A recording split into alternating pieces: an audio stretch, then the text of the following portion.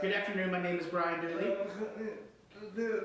and I'm currently the chair of Disability Rights North Carolina,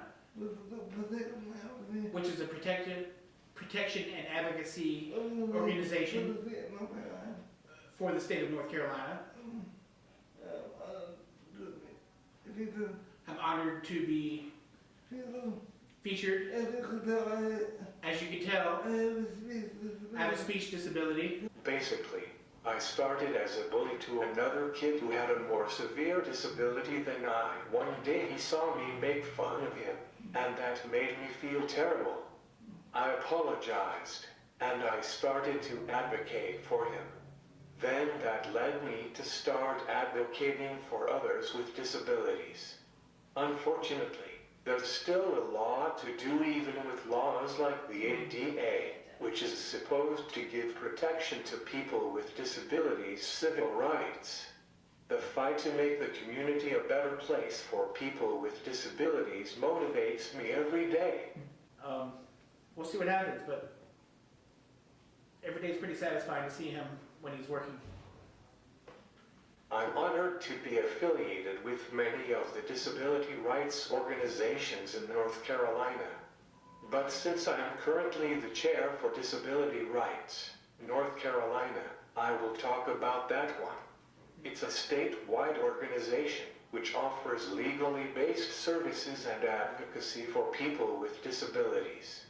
It's an honor to be involved with them because they meet people with disabilities in some of their worst situations. We work to make their lives better. One of our biggest initiatives right now is working with Eastern North Carolina to help recover from Hurricanes Florence and Matthew. You may have seen that they released an article called "The Storm After the Storm." It detailed some terrible conditions in some of our disaster shelters for people with disabilities and contains recommendations to create a safer environment for everybody. I started in high school writing for the Reagan High Rooster. I would write monthly articles about my experience in high school. I've always been fortunate to be a good storyteller. I achieved a perfect score on the writing test that everyone had to take in the 4th grade, so it's always been a strength I've had. I've been writing for a long time. I've been writing for a long time. I've always been told I'm a good storyteller.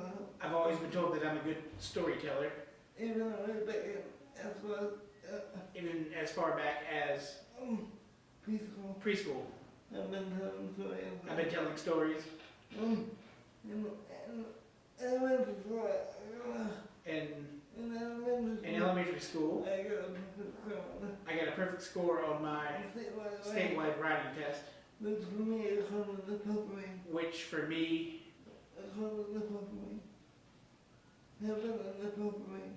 happened in the 4th grade. Yes, well, the reason I didn't have it Yes, well, the reason I did it in high school was because everybody knows that they have everybody knows that you have to have some type of extracurricular activity to make it look good. to make it look good on your college application. So I chose journalism because I knew I could write. But I took the So I took the class I got an A. and I got an A. But when it came time to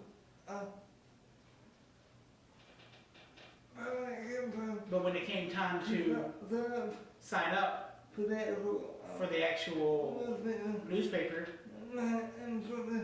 my instructor told me that I couldn't do it because she thought there was more to the newspaper than writing. That's how I got my high school column And that's how I got my high school column called Observations from Below. And that was good.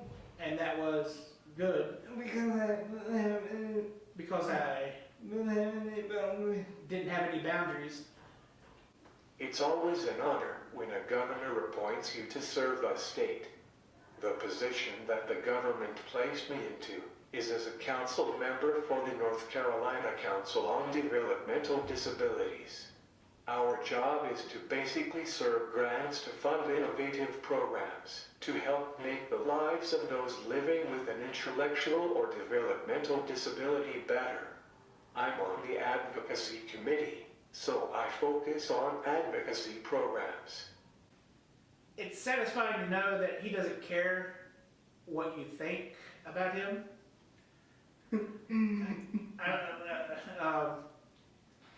It is what it is. It is what it is. He's, you know, he's doing the best he can to overcome everything, and he's made an impact on a lot of people's lives, which I find admirable. It's been great. It's almost 3 years coming up in a month or so. Next couple weeks, it'll be 3 years.